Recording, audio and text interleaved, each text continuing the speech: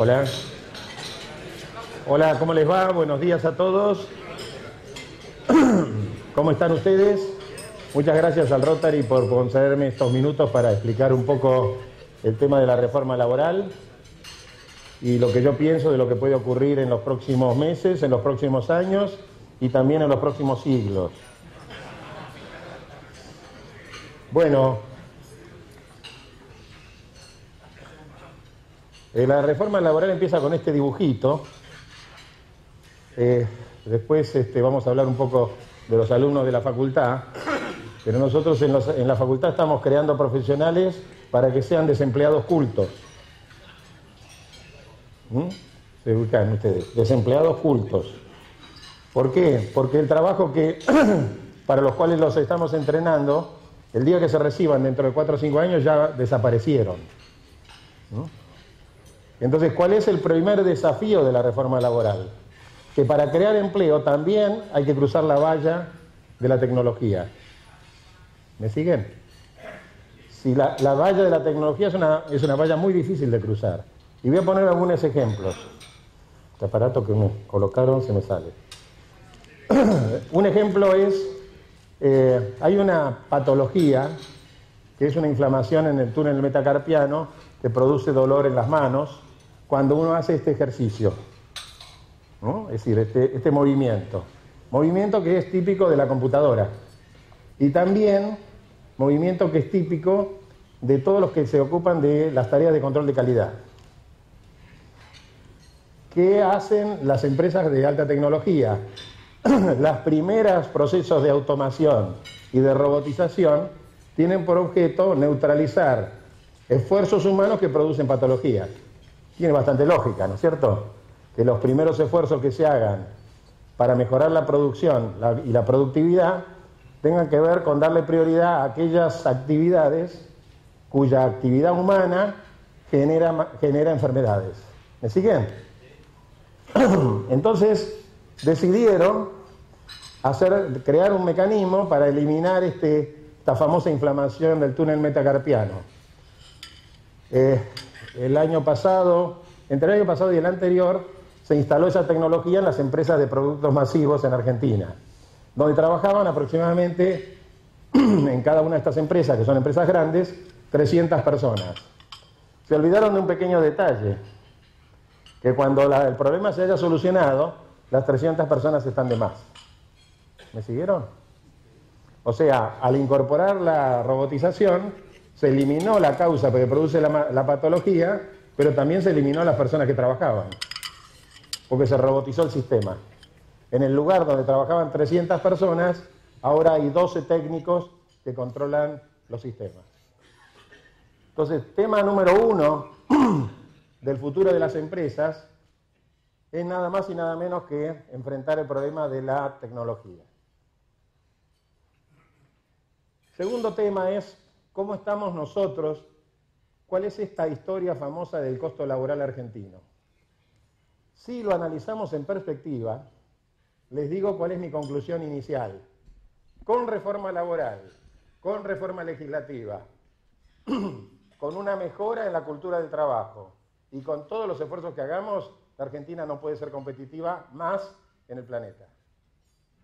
¿Me siguen? Con todas las reformas. Y les explico por qué.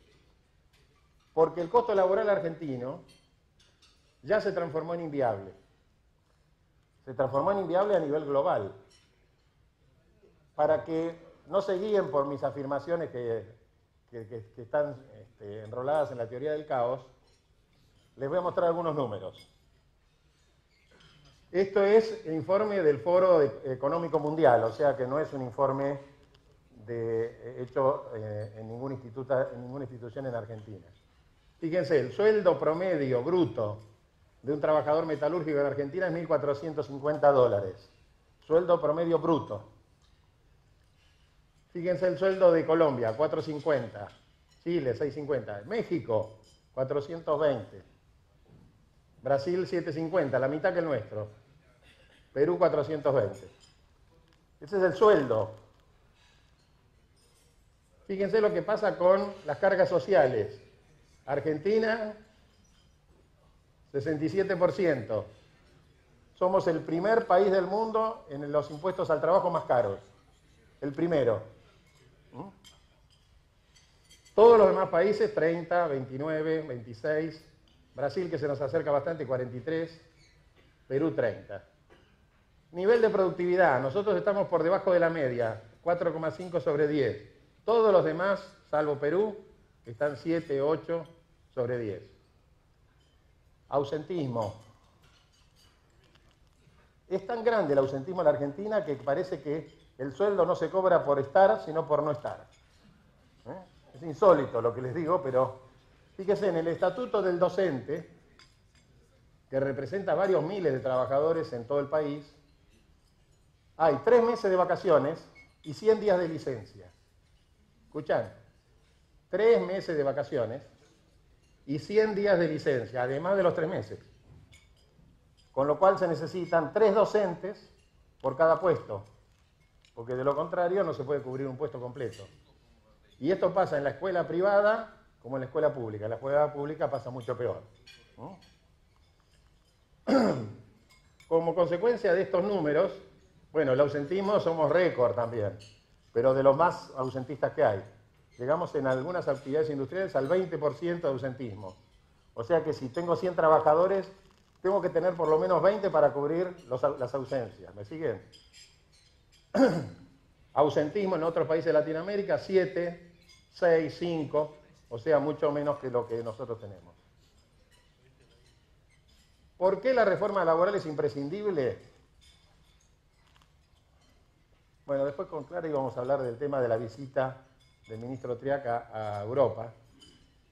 Pero hay algo que tenemos que tener en cuenta. Cuando nosotros tuvimos a la Europa de posguerra en pleno crecimiento y desarrollo de recuperación de la guerra, nos copiamos todas las virtudes de esos modelos dentro del marco del estado de bienestar. Ahora que todas esas empresas y todos esos países están en crisis y en decadencia, y por supuesto están creando normas y reformas para adecuarse, no nos queremos copiar. O sea, nos queremos copiar de las vacas gordas y no nos queremos copiar de las vacas flacas. ¿Me siguen? La legislación argentina se hizo entre el año 1929 y 1975. Después hubo retoques, hubo algunas reformas, hubo idas y vueltas, pero ahí es donde se creó nuestra legislación. Hay convenios colectivos que tienen categorías que tienen previsto tracción a sangre. ¿Me siguen? Hay categorías de convenios colectivos que todavía se actualizan hoy que tienen tracción a sangre, o sea, carga llevada por animales. No existe ningún convenio colectivo en la Argentina, de 2.000 convenios que hay, que hable de las nuevas tecnologías. Y no existe ningún convenio en la Argentina que hable de la incorporación de la computación en el trabajo. Y hoy todo trabajador que presta servicios está frente a una computadora.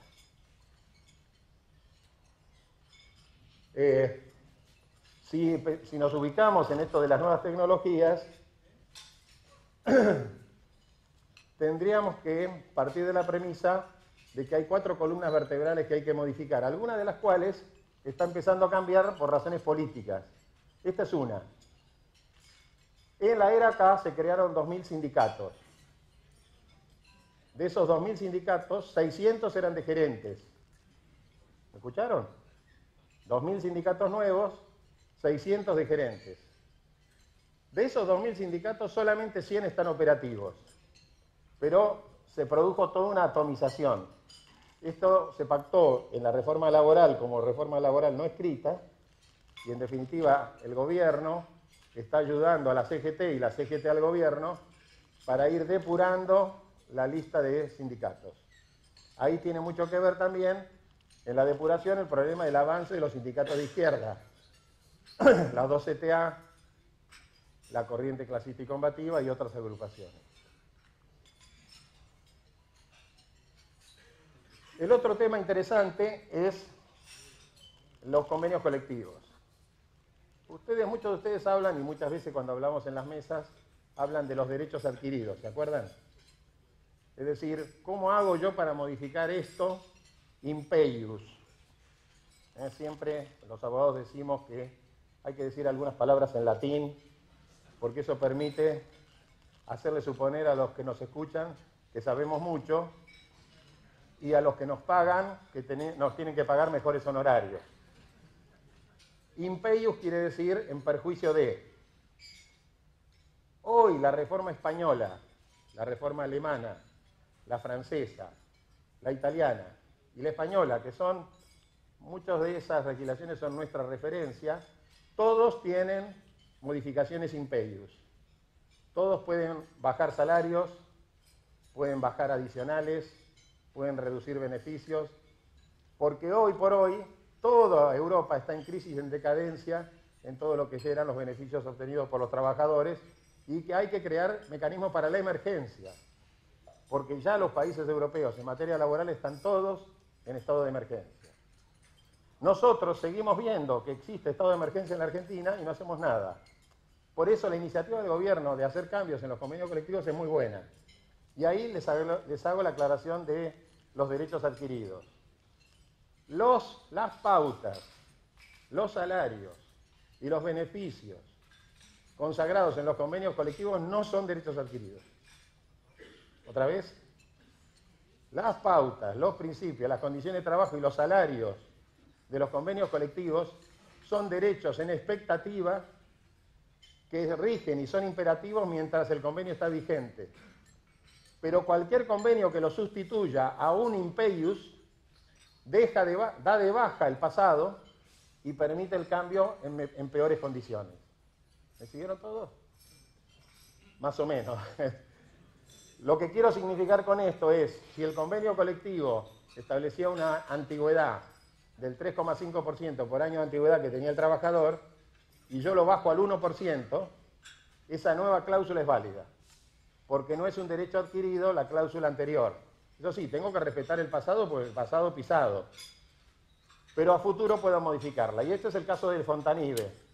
Es un caso del PAMI, en donde se bajó la antigüedad del 3,5 al 1,5, todos los trabajadores salieron a demandarlo judicialmente, y la justicia dijo no, el convenio colectivo puede resolver una cuestión en perjuicio del trabajador, y eso es perfectamente válido. De modo tal que muchas de las condiciones que hay en los convenios se pueden modificar en perjuicio del trabajador, y eso pasó en Vaca Muerta, donde se suprimieron las llamadas horas taxi. Sigo peleando con mi micrófono. El blanqueo laboral. Este es uno de los pocos capítulos que ha pasado de la reforma para ser considerado en el Parlamento. Todavía no se elevó, pero es probablemente uno de los primeros que se envíe al Congreso. La reforma laboral, tal cual como fue diseñada, ya es un fracaso. Ya es un fracaso. Tal cual como está escrita, y les explico por qué. Yo parto de la premisa de que ustedes saben lo que es trabajo en negro, pero obviamente no lo experimentan porque ninguno de los asistentes tiene trabajadores en negro. No, la de la sonrisa, bueno. Lo que quiero significar es, el trabajador en negro es parte del folclore argentino, y de hecho hay muchas actividades que tienen trabajo en negro. Yo estoy tomando un ejemplo acá de alguien que quisiera blanquear. Por ejemplo, alguien de empleado de comercio. Sueldo de empleado de comercio, 20.000 pesos. Vamos a redondear los números para que ustedes tengan idea de cuál es el costo si blanquean. Porque cuando yo tengo 20.000 pesos de sueldo, tengo 20.000 pesos de bolsillo del trabajador y tengo 20.000 pesos de costo. ¿Es así? ¿No? Si yo pago en negro, no tengo ningún aditivo, no tengo ningún agregado. Pero si yo a esta persona la blanqueo, me perdonan el pasado, inclusive la responsabilidad penal por el pasado. Pero tengo que pagar a partir del día que lo blanqueo todo. Se va el costo de 20.000 a 44.000. ¿Me siguen? O sea, se resolvió el tema del pasado, pero no se resuelve el tema de cómo tiene que asumir el pequeño empresario, el mediano empresario, un trabajador en blanco cuyo costo es más del doble. No tenemos tiempo para ver el detalle por qué 44. pero les puedo asegurar que me quedé corto. Toda la reforma laboral de la Ley de Contrato de Trabajo ha sido rechazada por la CGT, así que, consecuentemente, no vamos a tener reforma de la legislación de derecho individual. Hay una sola figura que puede sobrevivir, que es este famoso trabajador independiente, que para la legislación laboral hasta ahora es otro empleado, que es este trabajador autónomo que tiene una dedicación casi exclusiva a una sola empresa. Ese va a ser transformado en trabajador independiente, con lo cual el costo laboral o el costo individual va a bajar considerablemente. Fondo de cese laboral. Se va a mandar al Parlamento. Es un blef. Si yo tengo que poner en un fondo lo que cuesta la indemnización por despido de una persona, tengo que pagar todos los meses un 9% sobre el salario bruto. Otro costo laboral más, otro nuevo impuesto. No lo va a querer pagar nadie. Esto es donde puede haber avances. Sistema educativo y el Servicio Federal de Empleo. Sí, se transforma en algo parecido a lo que hay en Alemania, en donde se combinan los subsidios con la capacitación y la salida laboral, ensamblándolo para que se salga de la cultura de la vagancia y se ingrese a la cultura de la educación y del trabajo. Igual en Alemania le llevó 10 años organizar este sistema. El último punto que está pactado con la CGT es el reordenamiento de las obras sociales. O sea, obras sociales que sean inviables ya están intimadas a pasar sus trabajadores a otras obras sociales, o si no, van a ser liquidadas. Esto que no se lee es para las horas de insomnio. Cuando ustedes lo recorran, se van a encontrar con que después de leer 3 o 4 de estas líneas, van a tener un sueño profundo. Son todas las reformas laborales que hay que hacer en la Argentina. Así que se lo dejo como un elemento decorativo. Este es otro tema que puede ser que tengamos reglamentación pronto, que es el teletrabajo. Y no los quiero agobiar, pero hoy el 20% del trabajo ya es con trabajo a distancia. Y estos son todos temas interesantes para una reforma futura. Fíjense, la informatización de todos los sistemas, la sistematización, la robótica, la despapelización, es un tema importantísimo, sacar todo lo que es documento papel y transformarlo en documento electrónico.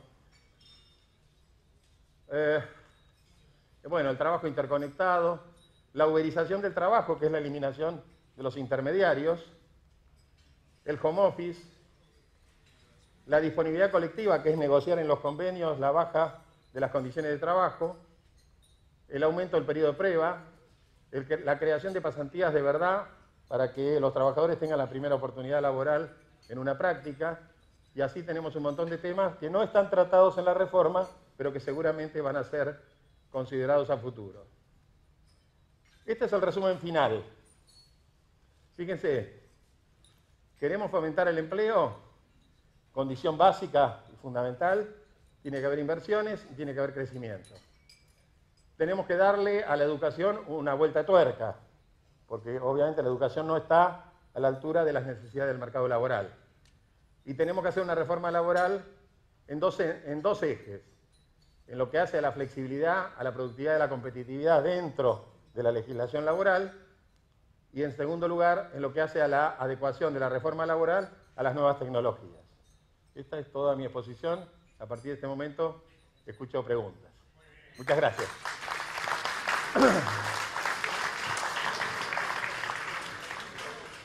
Julián, después de escucharte me da ganas de preguntarte lo que va a pasar en los próximos siglos, porque lo que contaste... Lo puedo decir con toda tranquilidad. Yo no sé si vieron ustedes, es muy difícil que hayan visto, pero todos usamos la excusa de que lo vemos con los nietos, la película Wall-E. Ah, sí. Wall-E es un dibujo animado de un robot que queda abandonado en la Tierra, que está también abandonada, que se dedica a juntar desperdicios y compactarlos. Sí, exacto. Es un robot que no tiene casi inteligencia, pero que se dedica a esa tarea. ¿Dónde están los habitantes de la Tierra? Están en una nave espacial donde son todos gorditos, los músculos están atrofiados, la reproducción es por inseminación artificial, no hay contacto físico entre las personas, están todos rodeados de robots que les dan asistencia y no hay creación intelectual porque la inteligencia es artificial. Ese es el mundo del futuro. Si nosotros hacemos una asociación de ideas, ya tenemos una computadora, se llama Walton, que contesta el 90% de las preguntas en materia de economía y el 90% en materia de derecho. Con lo cual, a los abogados nos queda el 10%, nada más. Y a los especialistas en economía también el 10%. Entonces, el resultado final es que todavía no tenemos inteligencia artificial. Tenemos solamente la inteligencia que nosotros le proveemos a las computadoras y esas están sustituyendo todo lo que es trabajo humano. Todo. La sustitución va a una velocidad absolutamente fantástica. Entonces, el día de mañana, ayer uno de los alumnos de la facultad me decía, tal vez uno de los mejores emprendimientos que deberíamos encarar a futuro es el entretenimiento. Porque todos nos dedicaríamos a hacer fitness, a hacer ejercicios, a jugar, a tener juegos de inteligencia, pero ninguno a producir, porque la producción van a estar en manos de los robots. Ahora, Julián, y todos los servicios. En la película termina con una rebelión contra eso, claro, contra ese sistema. Claro, la computadora que tenía inteligencia artificial, que era la que conducía la máquina, la nave, es descubierta por el capitán. Y entonces se rebelan y ahí descubren que pueden volver a la Tierra porque era de vuelta habitable, ¿no? Y vuelven, sí, exacto, sí. Se van arrastrando porque no tenían fuerza ni para pararse. Y ahí empieza seguramente la nueva etapa de la Tierra, ¿no? Pero bueno, el dibujo es extraordinariamente ejemplificador de lo que puede ser el futuro cercano. No por la nave ni por todo lo demás, sino por lo que puede ser el ser humano que esté rodeado de aparatos y que todos los aparatos suplan cualquier esfuerzo físico y después que vayan reemplazando también los esfuerzos de investigación, intelectuales, etc. Julián, ¿cuál es tu opinión sobre la gira que hizo el ministro Triaca a Europa con sindicalistas? ¿Crees que ha sido positiva, ha sido inútil? ¿Cuál es tu visión? Es una pregunta capciosa, se habrán dado cuenta, ¿no? El ministro Triaca organizó una iniciativa buenísima, que era llevar una delegación de empresaria importante y una delegación sindical importante, donde los iba a recibir el ministro de Trabajo de España, la ministra de Trabajo de España, el ministro de Trabajo de Francia y el de Holanda, y la delegación empresaria y sindical de primera línea de esos países. La idea era mostrar cómo del estado de bienestar, en donde todo era tirar manteca al techo, ahora se pasó al estado de crisis, al estado de conmoción, al estado de emergencia, y entonces todos esos países están haciendo cambios sustantivos para adecuarse. Y bueno, el ministro Triaca sufrió un impacto muy importante antes de salir, porque los sindicalistas que lo acompañaron eran todos de la tercera fila y fueron a hacer turismo, y la delegación empresaria se bajó. Con lo cual uno dice, bueno, en perspectiva, ¿qué tenemos en el Ministerio de Trabajo? Y bueno, el ministro Triaca sostenido por el presidente de la Nación. ¿Crees que es un ministro desgastado como para negociar hoy? Mira, lo voy a contestar al revés. Cuando uno habla con los funcionarios del ministerio, en el momento que hay que tomar decisiones en los conflictos, en las huelgas, en situaciones complejas, todo el mundo dice que están acéfalos. Están acéfalos. O sea que no tienen a quién consultar para resolver las cuestiones que se salen del libreto. Y todo lo que está dentro del libreto aparece el ministro en la foto. 15% de aumento, 15%, cláusula de revisión a fin de año. Acá hay una pregunta que se refiere al tema de la justicia laboral, que dice que es imposible cambiar el estado de situación que vos has descrito acá si no cambiamos también el sistema de la justicia laboral en la Argentina. Sí, sin duda. No, hay una solución, que es reunir a todos los jueces laborales de la Argentina en un solo edificio, cerrar el edificio de un modo compulsivo, convocar a nuestros distinguidos neurocirujanos y hacerles trasplante de cerebro. Cuando yo les propuse esa solución, me dijeron que tenía un costo muy alto y me la desecharon. Pero lo cierto es que tenemos una justicia laboral, yo diría, el garantismo que vemos en otros sectores de la justicia penal, sobre todo, o criminal, lo estamos viviendo en la visión obrerista que tienen nuestros jueces laborales, salvo honrosas excepciones. 10% de nuestros jueces están buscando un punto medio de aproximación, 90% no. Yo creo que ahí va a haber que hacer una tarea muy importante, sobre todo en lo que es la designación de los nuevos magistrados. Tenemos 1/3 de la Cámara sin jueces y tenemos de los 80 juzgados de primera instancia solamente de la capital federal, 20 juzgados sin juez. Entonces ahí es la tarea puede empezar por ahí. ¿Cómo explicás la reproducción, esta es la palabra, de los sindicatos en la Argentina? En la ciudad de Buenos Aires, lo sabés muy bien, solo en el sector docente hay 17 sindicatos distintos. Hablabas de los 2.000 creados, 600 de gerentes. ¿A qué se debe eso? A ver, nosotros somos un país que tiene muchas iniciativas de emprendedores. Y una de las iniciativas de emprendedores que tenemos, porque parece que es un gran negocio, es tener su propio sindicato, ¿no? No tiene ninguna ironía lo que les acabo de decir. Fíjense qué curiosidad. El movimiento sindical argentino, tal cual está diseñado hoy, Perón se lo copió de Mussolini. El famoso unicato, un solo sindicato por actividad. Pero ni Perón, ni los gobiernos peronistas le dieron al sindicalismo argentino el poder que tienen hoy. El poder que tienen hoy lo tienen de la ley de asociaciones sindicales, que se los dio Alfonsín, y de la ley de obras sociales que se la dio Onganía. Onganía les dio la ley 18610, que les da a los sindicatos el 9, 10, a veces 11%, porque además del 3 y 6 que está en la ley, hay otros aditamentos, el 10% del payroll de la Argentina va con destino a las obras sociales. Hay 12 obras sociales que tienen presupuestos mayores que el de varias provincias.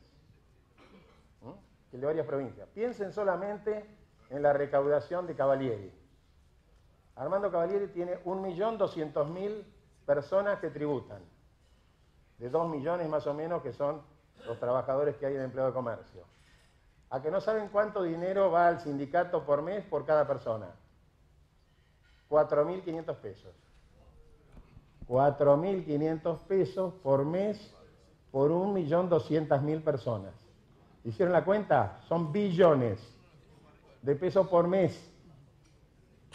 Ese poder económico consolida el poder sindical y transforma el sindicalismo más que en una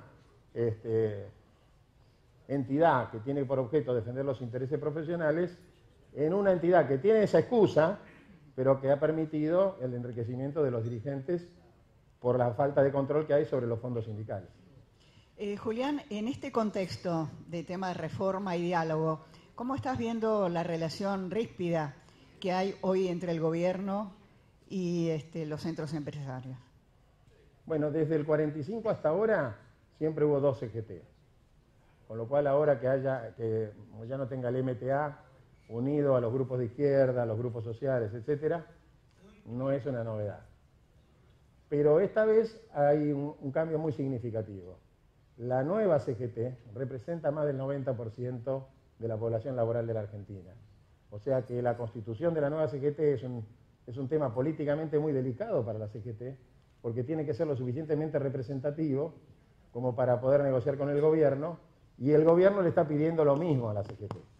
Así que no veo tan grave el panorama, salvo el hecho de que tenerlo a Moyano de enemigo es tener a un enemigo de marca mayor y hay que tener mucho cuidado, ¿no? Acá hay una pregunta que dice, los salarios en dólares en otros países son también 3 veces más altos que en la Argentina. La pregunta sería si el tema en realidad del salario no tiene que ver con el precio del dólar. Acá dice, ¿no debería ser el doble o el triple el precio del dólar lo cual modificaría esta relación de salarios en dólares en comparación con otros países. ¿Empeorándola o mejorándola? No entiendo la pregunta. Yo creo que sí, subiendo el dólar puede ser que se achique un poquito la diferencia, pero la verdad que la diferencia es abismal. Es más, fíjense ustedes que estamos hablando de 1.450 dólares. Son 30.000 pesos, redondeando. 30.000 pesos brutos. De eso se lleva el Estado 10.000, 8.000 y algo. ¿No? Le quedan 22 a la persona. La canasta familiar de Fiel es 18. O sea, tienen 4.000 pesos más que la canasta familiar, que es la canasta mínima. O sea, nuestros sueldos son sueldos de subsistencia, no son sueldos extraordinarios. Hay sueldos extraordinarios en los bancos, en las tarjetas de crédito, en el petróleo, en la petroquímica, en los pilotos de aerolíneas. Hay sueldos extraordinarios, pero en los jueces y magistrados, pero en la Cámara de Diputados y Senadores, en el Gobierno Nacional, etc. Pero lo cierto es que los salarios de la Argentina, los salarios medios, son apenas en el borde de la subsistencia. Entonces no es un capítulo donde haya grandes posibilidades de hacer mejoras rebajándolos, porque se va a afectar la subsistencia de todo lo que es la clase media baja y la clase media media. Una de las cosas que comentaste que a mí me impresionó es cuando dijiste, si hacemos esto, esto y esto y esto, aún no vamos a ser competitivos. ¿Sabés que es una de las obsesiones del presidente hoy? ¿Qué necesita la Argentina para ser competitiva? Mirá, las generalizaciones no son buenas en esta época, porque tenemos sectores que les va muy bien y entonces tenemos que explicarnos por qué les va muy bien. Y claramente los sectores que les va muy bien es donde se utilizan materias primas argentinas, a veces con la actividad agropecuaria, otras veces con la agroindustria. Y lo mismo puede pasar con las economías regionales. Yo creo que el futuro de la Argentina, para que sea un competidor global e internacional, está en desarrollar las economías regionales que puedan tener un marco de competitividad razonable a nivel mundial. Ahora, juega un papel muy importante qué intervención tiene el costo laboral en cada actividad. En el valor de un auto, el costo laboral es el 6%. En la industria del petróleo, el costo laboral es el 4% de lo que se factura. ¿Me siguen? 4%. En cambio, en la actividad bancaria es el 60%. En la actividad de empleado de comercio es el 60%. Entonces, si uno compara los dos modelos, nosotros tenemos que tratar de empezar a apostar a un mercado exportador, porque si no nuestra deuda externa es impagable y necesitamos recursos genuinos. ¿Dónde están los recursos genuinos? Turismo, que tiene la ventaja de tener mano de obra intensiva, y las exportaciones de todos los productos que tengan como base nuestros productos naturales de cada una de las regiones. Julián, se lo planteamos a Marcos Peña el miércoles pasado. ¿Cómo está siguiendo estos encontronazos y chisporroteos que ha habido entre sectores empresarios y el gobierno? El sector industrial está muy complicado, porque no solamente no fue competitivo hoy, no es competitivo hoy ni fue competitivo durante la era acá, en realidad el sector industrial en general no fue competitivo nunca.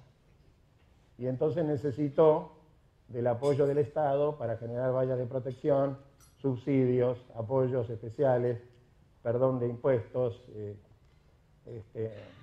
blanqueos, bueno, la cantidad de recursos es infinita, pero no hay un sector empresario industrial de alta competitividad, digamos, a nivel mundial, a nivel global, ni siquiera a nivel regional. Entonces, el sector industrial ahora bombardeado con los productos importados se encuentra con que empresas históricas, tradicionales, que habían desarrollado una actividad en el mercado interno con una influencia muy significativa, hoy cada vez que producen un producto, cuando lo venden a un precio que es menor que el del costo. Yo tengo, y no voy a decir cuál es la empresa, pero una de las empresas emblemáticas en materia de calzado de la Argentina, que la fábrica la tuvo que reducir a una mínima expresión y solamente mantiene la estructura comercial viendo a ver qué puede traer del exterior, porque a nivel local el costo laboral argentino hace que la fabricación del calzado sea inviable. Inviable. Así que Desde el punto de vista industrial, nuestro sector empresario deja mucho que desear en lo que hace a nuevas tecnologías, a inversiones genuinas, y la demostración está en los números. Muchas de las empresas que hoy no invierten se han dedicado a la timba. ¿No saben lo que es timba? Porque me miraron todos como diciendo que esto es una cosa extraña. En lugar de invertir en una máquina y en una inversión de riesgo, ponen el dinero en las inversiones de los papeles que dan estos intereses fabulosos en Buenos Aires. Entonces, con un esquema como ese, nadie se puede defender bien. Las industrias no son competitivas y los que son industriales, en lugar de poner inversiones de riesgo, invierten en inversiones financieras. Por lo que escucho, ¿ves casi imposible concretar una reforma laboral en serio, profunda, moderna, sí, para los próximos años? Haciendo la reforma laboral más completa y más integral, así toda la Argentina a esa altura ya vamos a estar invadidos por las empresas chinas a todo nivel. En este momento, hoy, la actividad de las empresas chinas que todavía no han prestado atención a Sudamérica, están empezando a asentar las bases en Buenos Aires y en Sao Paulo, en Santiago de Chile. Cuando, yo no sé si conocen el nombre de la empresa de productos de venta chino más importante. No se llama Amazon, se llama Alibaba. Alibaba era el nombre del jefe de una banda de 40 ladrones, ¿no? De las 1001 noches es el libro, ¿no? Esa empresa sola representa la economía de todas las empresas comerciales de Latinoamérica, sola, en este momento. Pero sus productos han llegado a los lugares donde hay mayor capacidad de compra, que es sobre todo en Europa. Cuando estas empresas, como Alibaba, compitan contra Amazon y con Mercado Libre en el mercado local, todo va a ser chino. Todo va a ser chino, porque los sueldos en China, ¿saben cuál es el promedio de sueldos en China? $630. ¿Saben cuántas horas de trabajo trabaja un chino por semana? 60 horas. 60 horas. En esos sueldos y en esos niveles de dedicación, la productividad es altísima. Si a eso se le agrega que los chinos ahora están incorporando lo mejor de la tecnología, todo va a ser chino. Entonces, nuestra posibilidad de competir solamente se va a dar con productos autóctonos, con la agroindustria, con la actividad agropecuaria, que además está ganando eficiencia, y con todas las economías regionales que tengan la ventaja de tener la materia prima, la minería, el vino, los determinados tipos de cosechas, determinados tipos de productos de materias primas, fundamentalmente de materias primas. ¿Y esta visión que tenés, está en la clase dirigente argentina? ¿Lo ve? ¿No lo quiere ver? Yo creo que nadie cree que esto va a ser inminente. Todo el mundo cree que esto va a haber una generación de por medio. Nadie se da cuenta que a cada minuto que pasa, todo esto de la tecnología y la competitividad juega un papel fundamental y hace desaparecer empresas. El año pasado nosotros tuvimos una baja muy significativa de dotaciones. Este año esa baja de dotaciones sigue. No hay creación de empleo en la Argentina.